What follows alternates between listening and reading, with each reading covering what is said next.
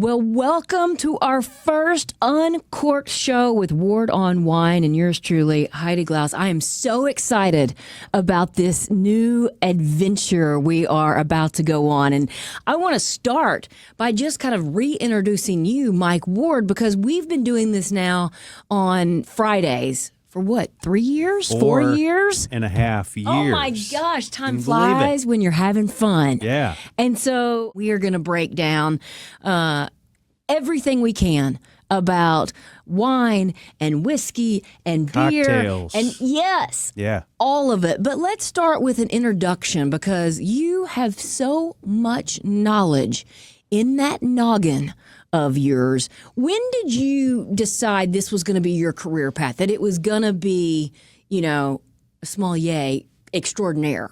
At a very young age. Yeah.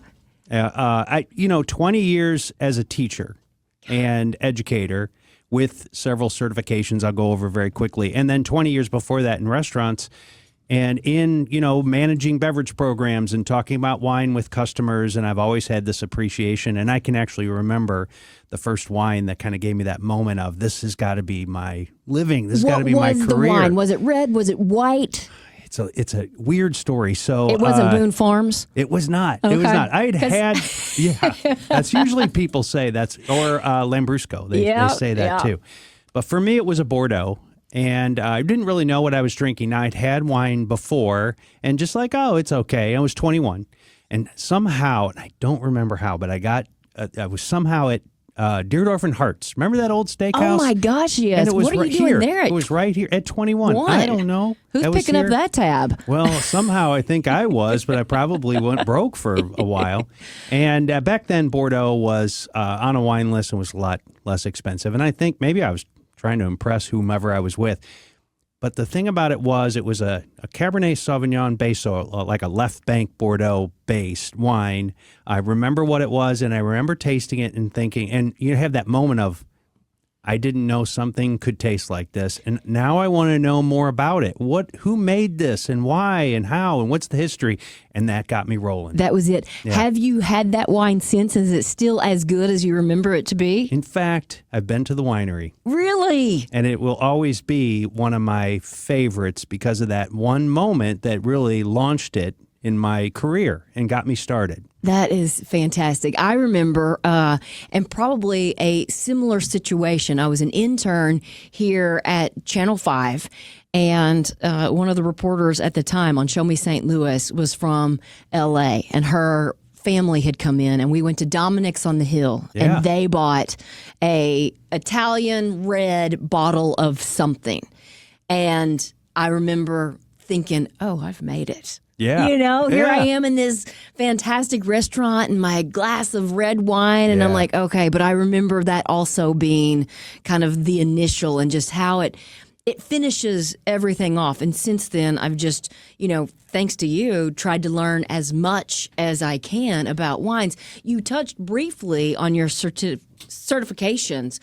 The list is long. We could go on, but what is your certification? And quick question, did you like that Italian wine? I loved it. Yes. Good. It's good to hear. So that kind of brings me to my newest and favorite certification that I just finished a couple of months ago as an Italian wine scholar. And it was the hardest exam that I ever took by far. You studied for it for how long? 2 years. And 2 tests, 2 exams. Can you speak Italian? No, but I know hundreds of Italian wine words. I was telling Mary, my wife Mary, I know all these Italian words. If somebody spoke to me in Italian, I wouldn't be able, unless they were talking wine label, then I wouldn't be able to, yeah. What does that test look like? Like, what are you being tested on? It is insanely hard, which it should be. There's only 1,000 people in the world that have this same certification. You're 1 in 1,000? 1 in 1,000. I mean, that's somehow got this. I've always said you're 1 in a million, but 1 in 1,000's pretty cool too. It was incredibly rewarding, and Italian wine. People say, "What's your favorite wine?" And I don't answer that. And how I answer it is, "What's your favorite class to teach?" And Wines of Italy is my favorite class to teach because I'm not Italian. but I just love their traditions. I love how they make their wines, how they're still in connected with family and food and community, and it really is storytelling, and it has that connection. Well, for this exam, you have to know almost every region and every grape variety in Italy, and there's 650 unique grape varieties over and above Cabernet Sauvignon or Pinot Noir, things like that. Somehow I remembered enough to pass the exam. You take it in 2 sections, northern Italy and then central and southern Italy a year later, and there's 100 questions that you have to take, and it was over the top.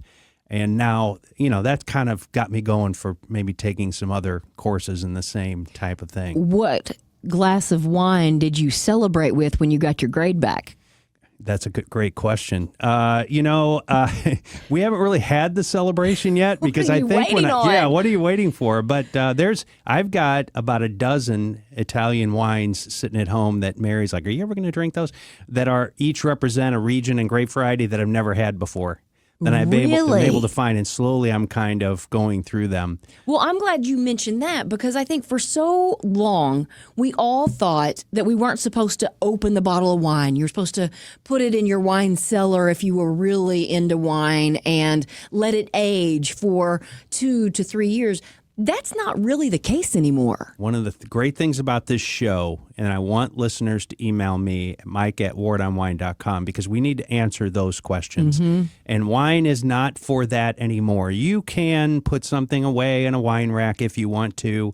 You can keep a cellar if you want to. You don't have to. Wine is for drinking. And we kind of talk about open it up. That special occasion might never come. Open it up with friends, family, or by yourself, however you want to do Whatever it takes. And enjoy it, and don't worry about, I got to save this until it gets better. I have several hundred bottles of wine at home that I've collected over the years, and a lot of them are past. Really? And I need to, I've actually opened and thrown out a lot of wine. That's alcohol abuse. Just because I don't have time, or I think, that's a special occasion. Well, that doesn't come. And it's me.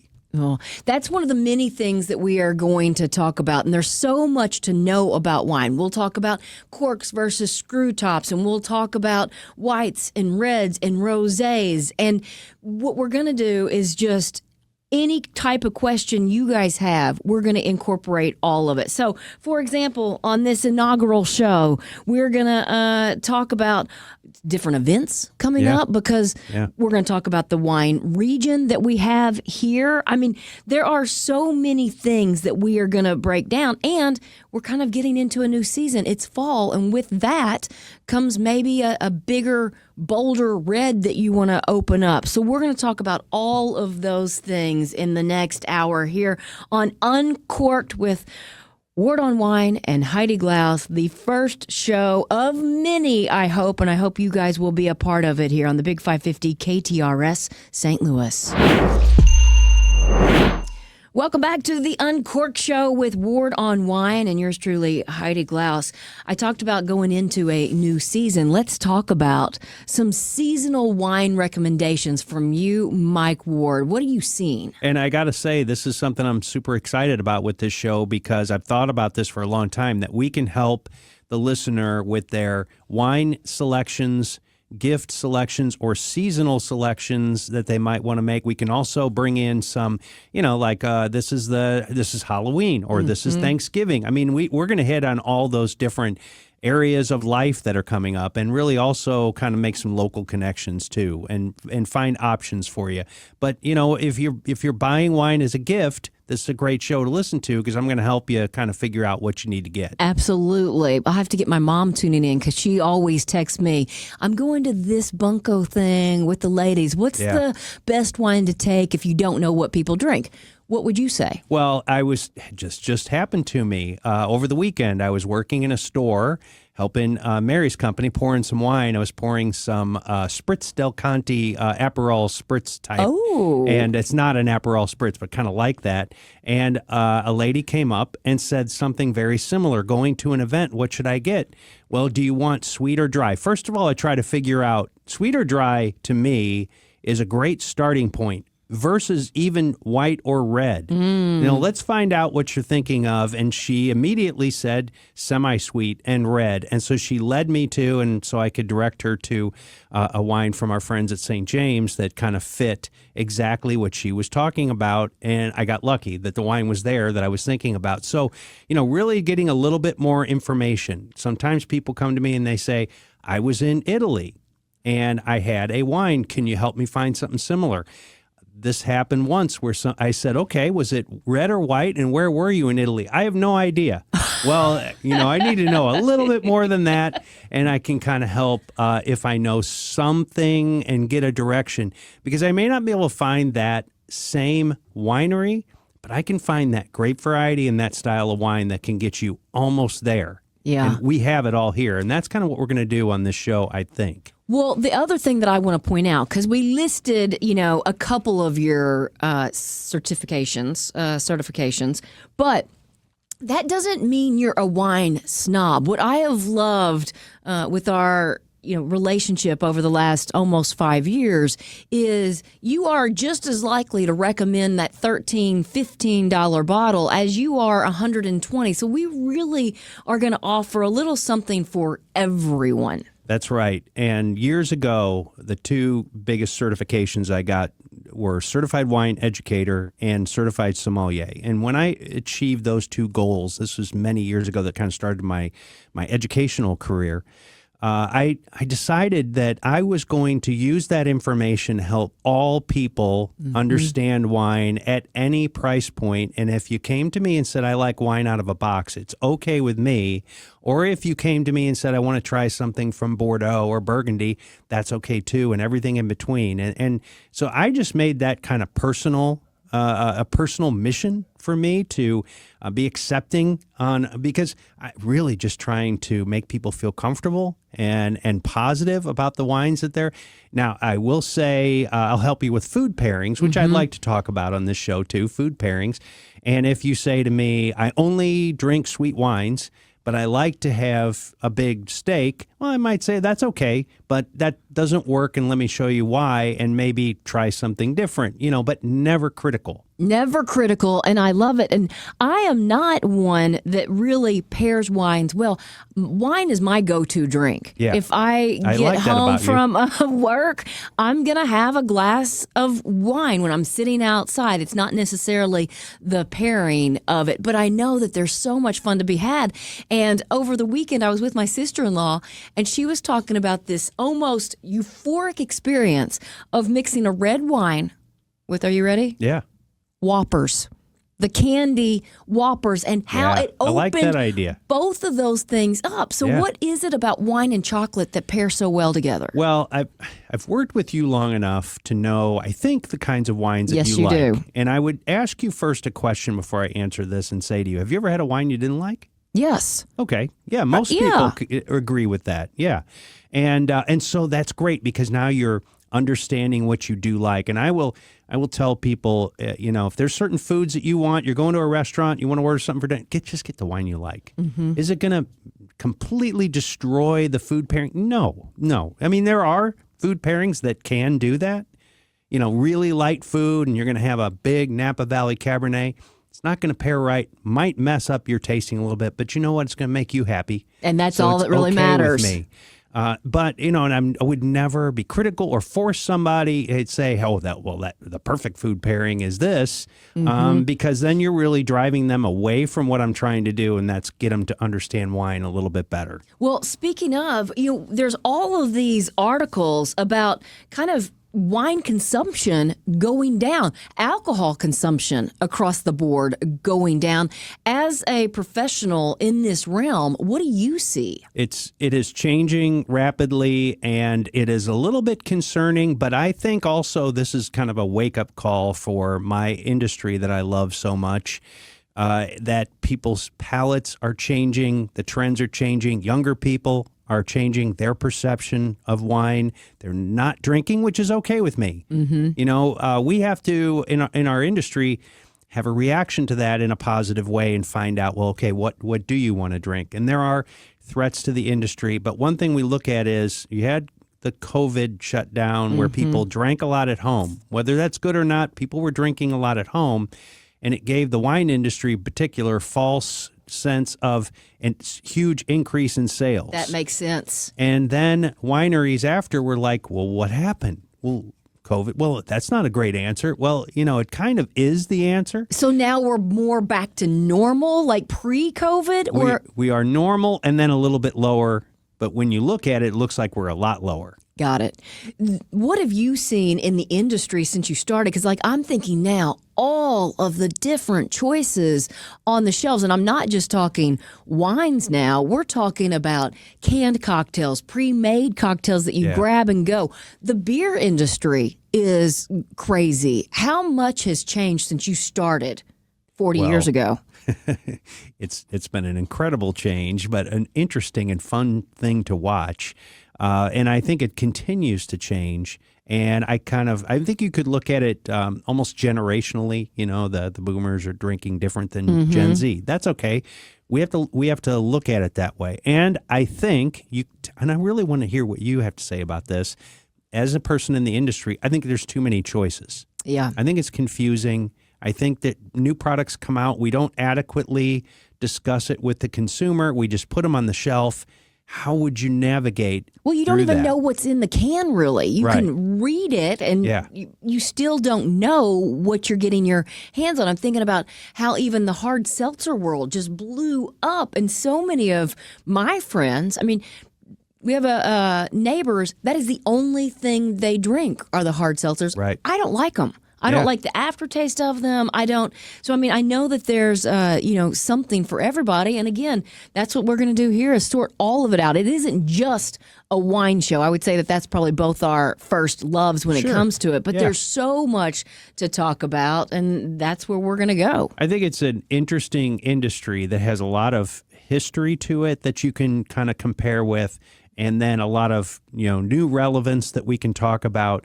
The trend towards either low alcohol or no alcohol, which you talk about 20 or 30 years ago, that wasn't even considered. I don't think we even cared about how much alcohol was in that bottle or glass or whatever we were drinking.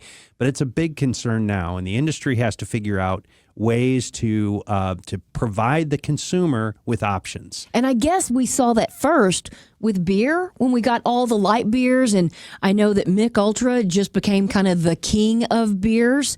And, they kind of throw it into commercials more as it's the athletic choice. You see somebody playing volleyball on a beach and then going to the cooler and grabbing a Mick Ultra. Is now wine just kind of following suit? Yes, you're exactly right. And I think one of the unfortunate aspects of all this is that when you remove alcohol or try to make something without alcohol, you have to take into consideration you're also going to remove flavors and things that we find that are positive in those beverages. And we haven't completely figured out how to do that yet. Once we can, which we may not ever be able to truly do that, that'll be kind of revolutionary for the industry.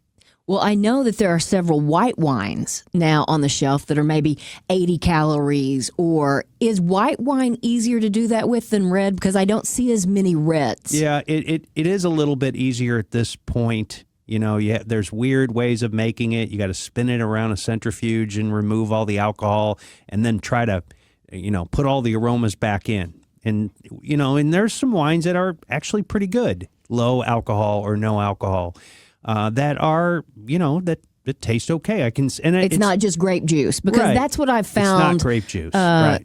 In the past, trying to find a non-alcoholic wine. It's like, this doesn't taste like wine to me. Right. Yeah. And we can't do that. It has to taste like wine would. And during the fermentation process, that's where the transformation happens, where it doesn't taste like grape juice anymore. Now it tastes like all these other things.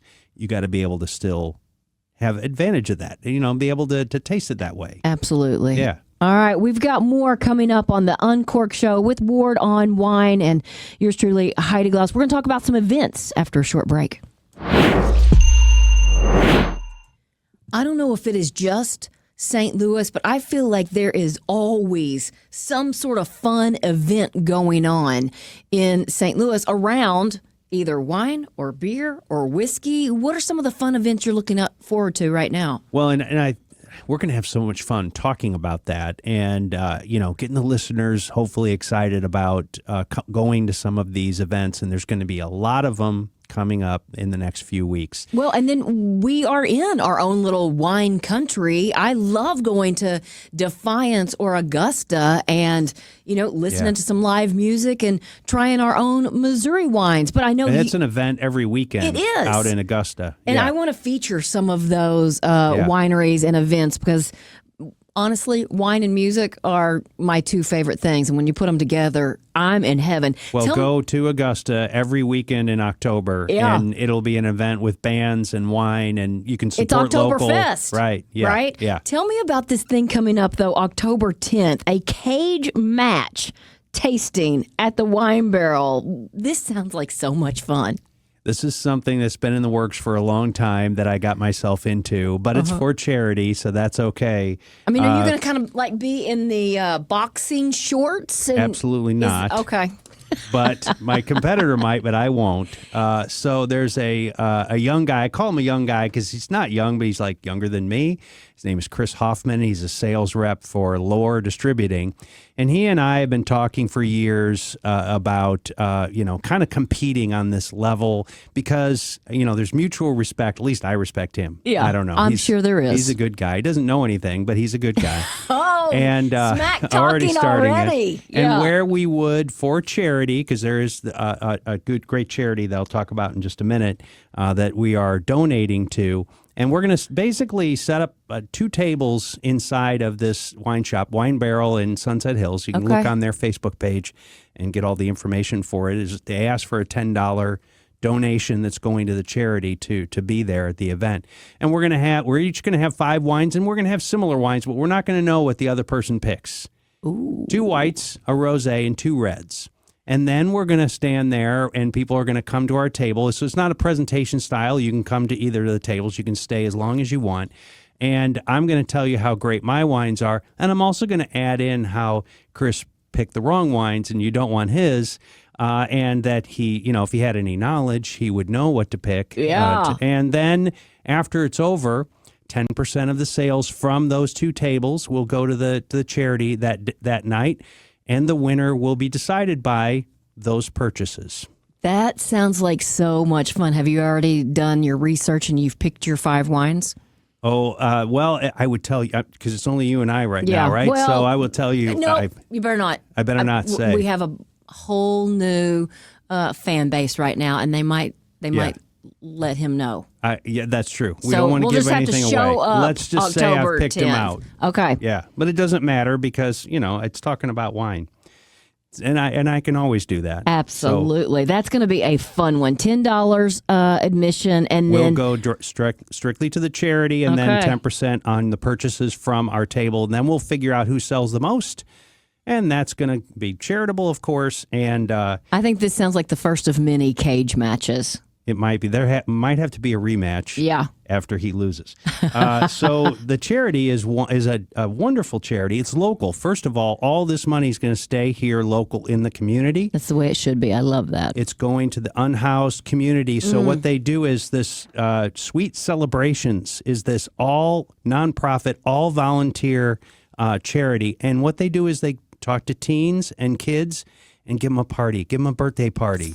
Give them a holiday party that is customized for them, to give them that one time to have a cake and some presents and really show them the love that the community has for them. And it's such a niche charity. I mean, I'm just excited about it. It is a really cool one because you think about how fortunate, I think about how fortunate I've been this entire life of mine. I feel like I've kind of won the lottery just being born into my family, but to never have a birthday party for a child is, that kind of rips your heart out. And now this is what that not-for-profit is doing. Yeah. It's not just that day. That's a memory that they will carry with them forever. I think so. It's such a a little thing that can happen, and it could make a huge difference for these kids. And all we have to do is come and sample some wines, and we're helping out. So these two guys just stand there and talk unpleasantries to each other for a couple hours on wine and make you feel like, make you feel fun and, kind of make fun of the situation. And then that money that you donate will stay here in our community and go towards something really good for kids in our community. So, okay, looking forward to that, and I'm putting it down on the calendar. But that's just one of many events coming up on October 10th, 11th, 12th. Brew in the Lou has been a big one for a while, and that's Saturday, October 11th, Francis Park. It's where I bought my first house. I love that neighborhood. Yeah. But tell us a little bit more about it, because there's a bunch of vendors there. Yeah, and it's all the main breweries that you would think locally here that we love and cherish and go to all the time, that will be there representing their beers. And probably have the pumpkin beer out by then. Well, I'm sure they will, even though a lot of those fall beers have already hit the store and now are almost out. So you'll almost be looking for winter beers by then.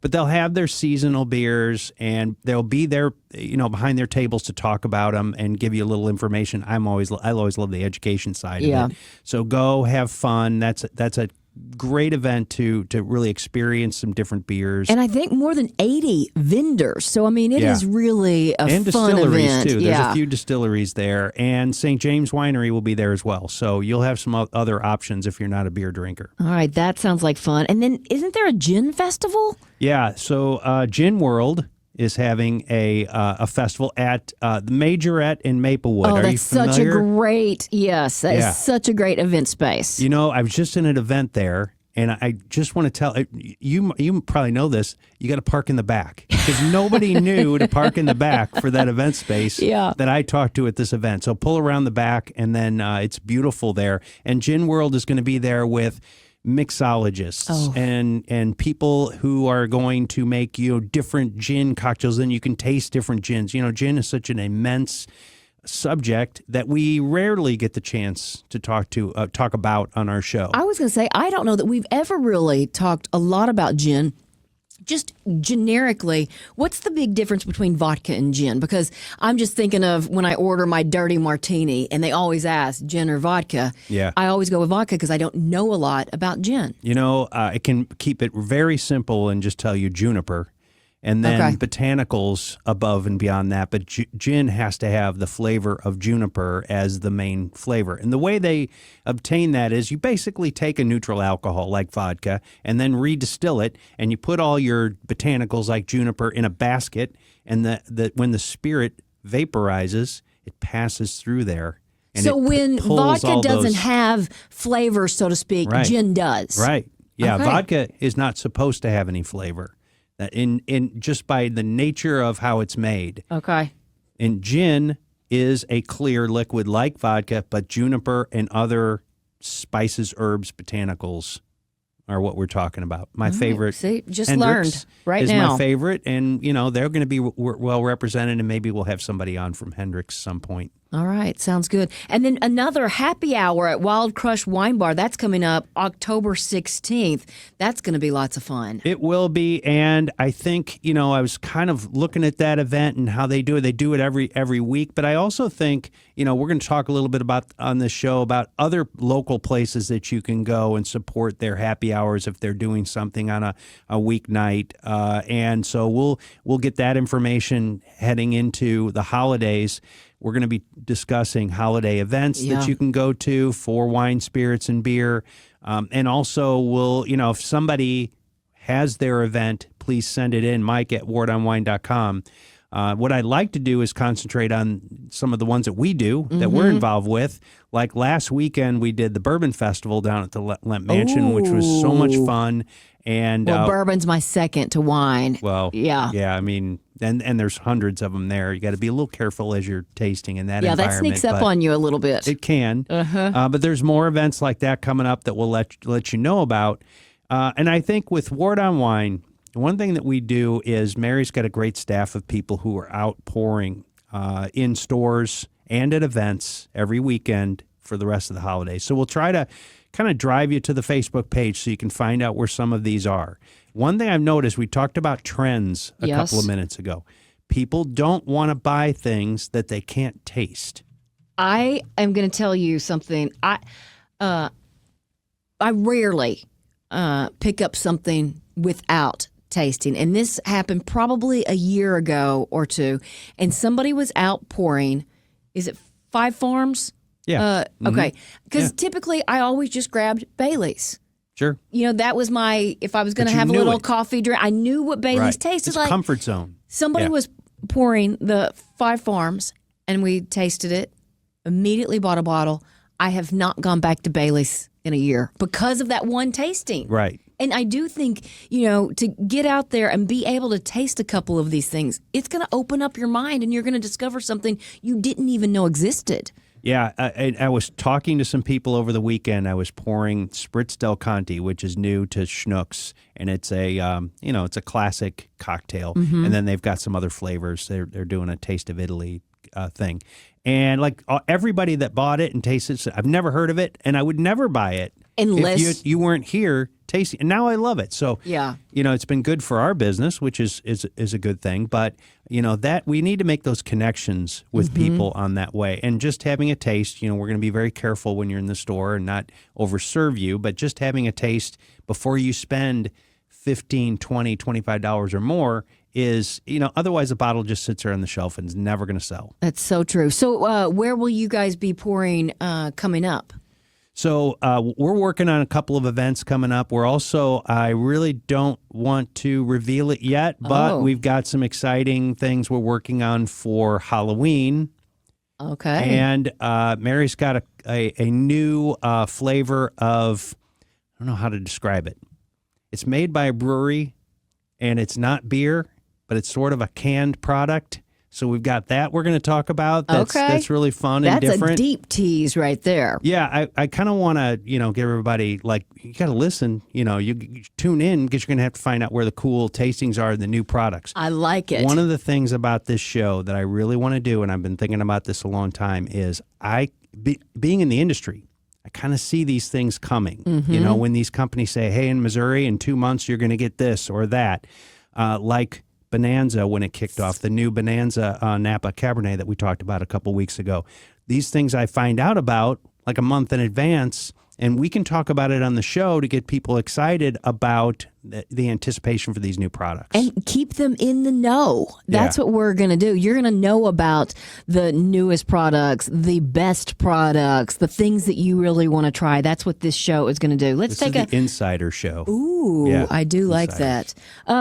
There's more coming up here on Uncorked with Ward on Wine and Heidi Glaus on the Big 550 KTRS St. Louis. Welcome back to Uncorked with Ward on Wine and Heidi Glaus. This is our first show, the first of many, we hope. You guys have to let us know if you're enjoying it. And, of course, you can always reach Mike Ward at wardonwine.com or the Ward on Wine Facebook page. Yeah, that's a great resource. You, not too long ago, were on a river cruise with Altair Travel, and you were actually educating people on wine while you cruise through beautiful Europe. We did another one that we went through France a couple years ago, which was absolutely fantastic. But what is it about that? I mean, that is so much fun. And I would say it's not just for the wine lovers. It's a great trip for everyone. Yeah, it really is. And go back to that first bottle of wine I ever had. If somebody had said to me at that point in my life, someday you're going to be on a cruise ship on the Douro River of Portugal or Burgundy in France or Mosel in Germany, and you're going to be teaching a class to people on the boat while you're passing those vineyards, I would have said, you're crazy. That's never going to happen. But thanks to AMA Waterways and Altair Travel, we've come together to make this happen. And we have had so much fun, and the people who have joined us have had so much fun. Mary and I go, we make sure that you have just enough wine knowledge of the places we're going. To be dangerous. To be dangerous, or you can always tell me to stop, but I may or may not. And then, like you just said, if you like beer, there's so many great beers in Europe. Yes. If you like cocktails, there's so many great classic and new modern cocktails, liqueurs, and anything that you like there. One of the things that we just had and fell in love with in Portugal was something called a port tonic, which I'd always heard of, but didn't have them until I went there, with white port and tonic and a little fruit, things like that.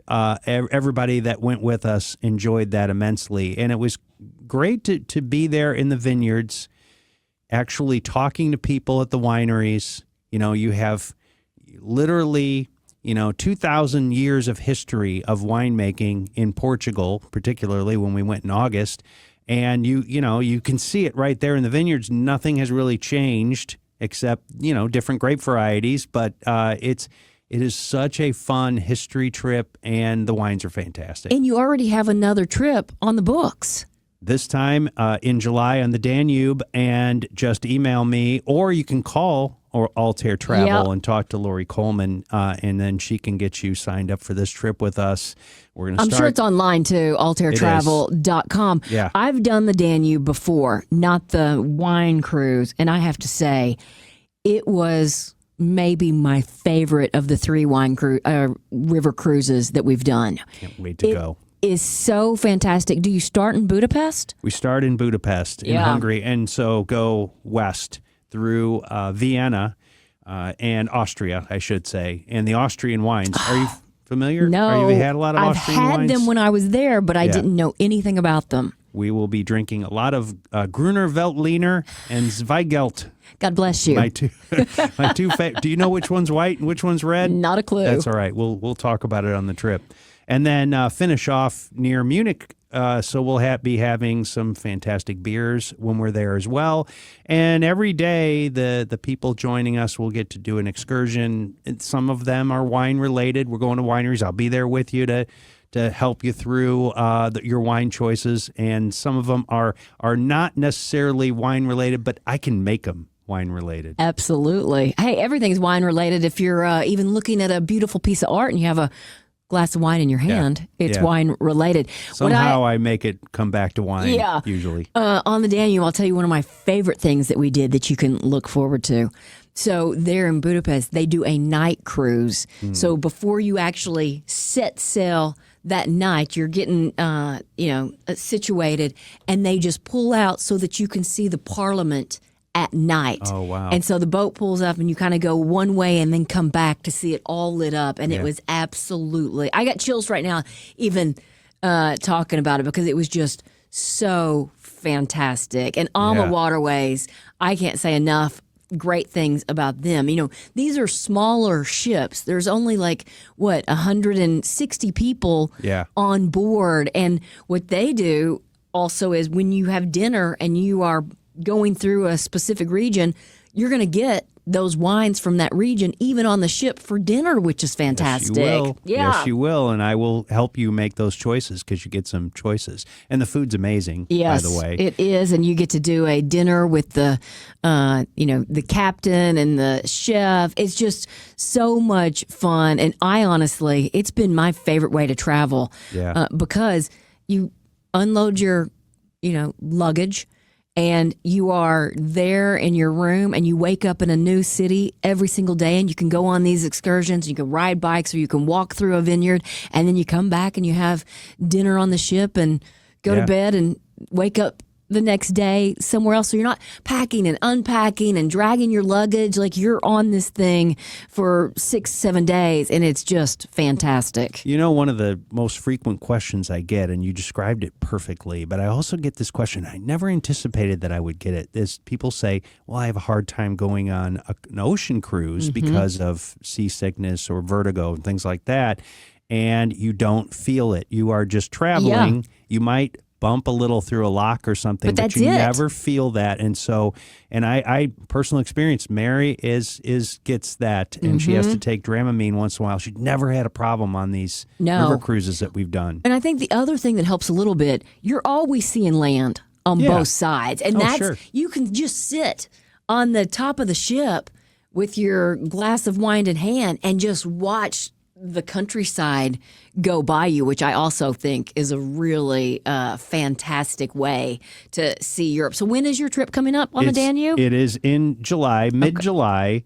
We leave on July 22nd is when we get on the boat. Okay. And so 7 days from there. Well, if you're interested, altairtravel.com has all that information. It's going to be a wonderful trip. And also the trip is called Melodies of the Danube. And so please reference, Word on Wine when you're talking to them. And also, if you just want to talk to me about it, get some more information. Yeah. Mike at wordonwine.com. And I'm local. We can have a conversation and say, well, here's what to expect. Here's what will happen. Here's what won't happen. A lot of times when we are talking to people and they just want to find out, a little bit more information, we're half full right now. That's awesome. So we have cabins left, but the people that are going are really fantastic and a lot of fun. And so you're going with, 25, 30 people from your community, friends and family, or people that you don't know that will be friends by the time that That's trip's exactly over. what I was going to say is so often,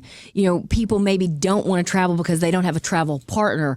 These group trips like this, you can get on the ship by yourself. And when you get off that ship after 6, 7, 10 days, you are going to have friends for life. It is really a fantastic way to travel as a solo traveler as well. Yeah. And if you like scenery and you like food and you like to have a glass of wine every once in a while and make some friends with some locals, and there will be other people on the boat too. So you make some friends this past trip through Portugal. We made friends with people from England. There was a bunch of people from England there. There was a few people from Germany. And we all just kind of, we were there on the boat having wine together, and they were wonderful. So that's the kind of experience that you can expect. Yeah, it's going to be so much fun. And this show is going to be so much fun. I can't believe we're already wrapping up our first Uncorked show with Ward on Wine and Heidi Glaus. This is just kind of the start of what I'm going to say is something big. We are going to talk about wine pairings. We're going to talk about what is happening in the industry. We're going to introduce you to new, fun flavors and things that maybe you'll see on the shelves but have no idea what it is. We're going to bring in some winemakers and tell you how it goes from vine to that bottle. Yeah. All of that is coming up in the upcoming weeks right here on the Big 550. Mike Ward, thank you for bringing me along on this journey. Cheers. Cheers to you, my friend.